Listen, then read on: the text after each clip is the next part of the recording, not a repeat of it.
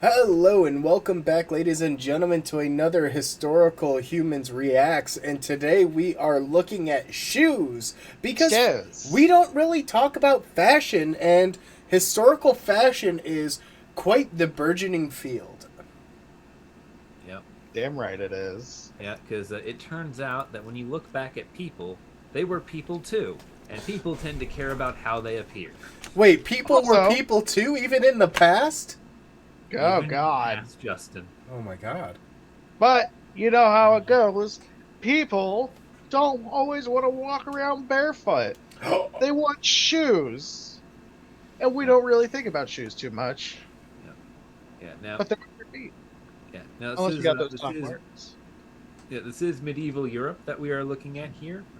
So naturally, like Queen Victoria forcing everyone to wear black for 80 years, the style of shoe you wore was often determined by who your king was, Hmm. because that's how fashion works. This is some Byzantine.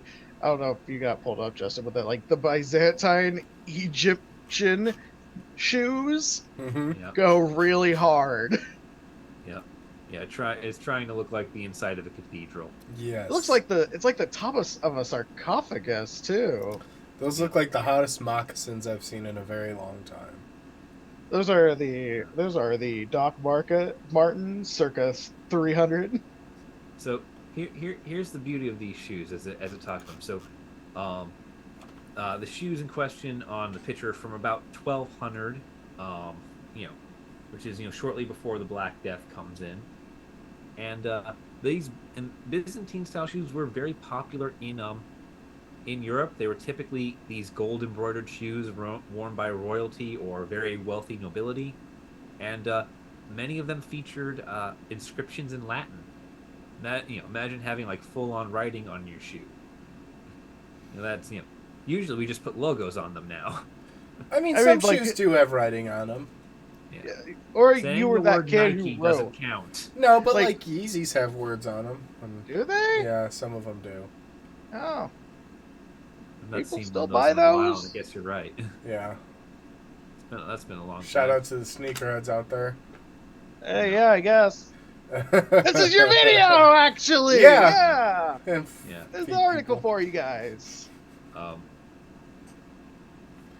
But one of the interesting things the article does talk about is how much fashion is impacted by a lot of worldly events. Obviously, Cullum made a really good point, kind of poignant, saying that people were people.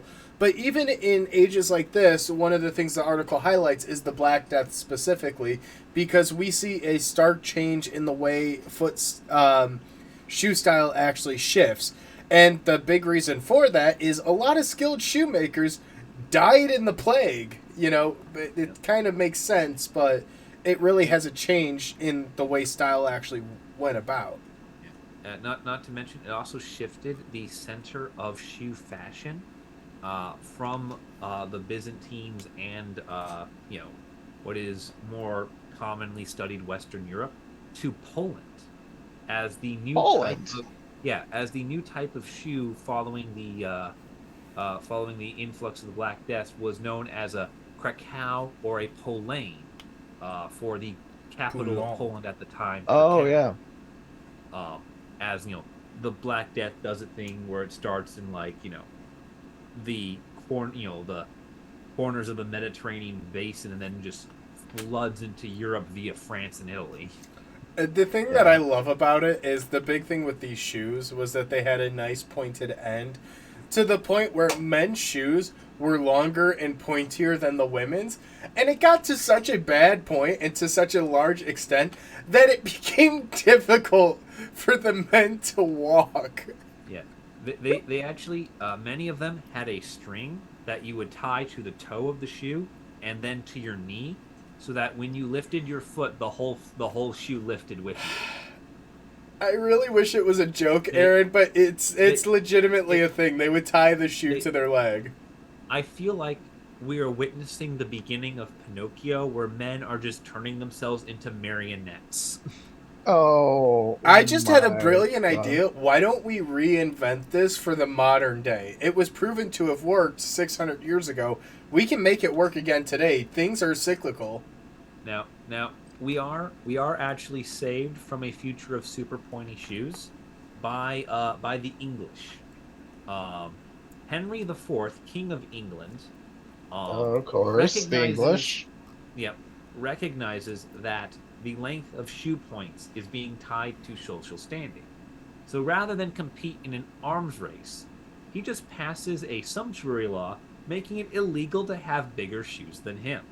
Oh my god. A shoe tax. Yep. The Um, shoe he, tax, Shoe the tax, the shoe shoe tax. yep. tax. That's precisely what it is. There is major fines and penalties for wearing a shoe larger than your social standing. The Stuff. point, yep, the point of a shoe for a noble was allowed to be 2 foot lengths. The So you're point, wearing a shoe that's twice the size of your foot. yep.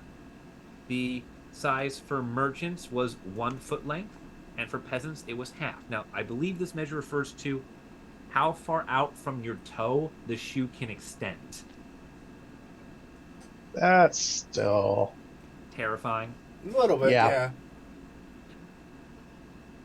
It's still, but it does put a cap on these shoes, and that is important because it allows people to start innovating in different ways. Ooh, we love Namely- innovation. Namely, the 15th century Italians, who decide that they kind of like rounding off that nub at the end, and they just begin to sand these things down until they come into an actual, like, rounded, normal looking shoe. So Italian fashion really does date that far back. And it's also because Precisely. they wore a lot of boots and with the leather and it being cold. And then they just started decorating their boots. Yeah, yeah. We have some wonderful pictures. I believe immediately below that statement here, where it's we've got 2 different rounded sets of rounded shoes, and you can see that they embroidered everything on the shoe, including the part that like the soles of your feet stood on. You know, the part that no one but you would ever see. That really is reminiscent of today, like a maker's mark or like just something. I see that in modern day shoe wear all the time. That's not even a maker's mark. That's just a A that's just design. decor. That's just Yeah. design.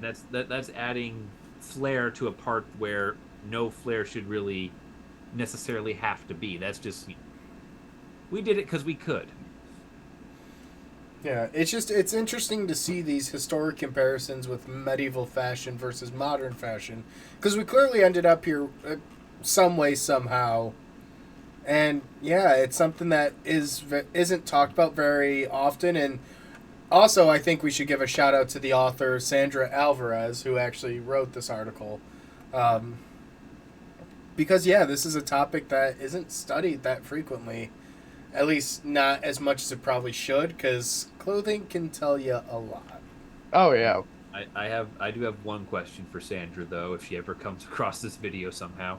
When do we get rid of the wooden paddle here? Because I'm seeing the early modern Italian shoes still have that like standing on a wooden base. Yeah, I saw that too. I'm like, I'm just like, this is what we were looking at. What 15th century Italians? So we've got maybe 400 years to make or 600 years to make the transition. Hmm. Hmm. The world may I'm a never little know. concerned. We're cutting it close. Yeah. And on that note, we'll see you guys in the next video.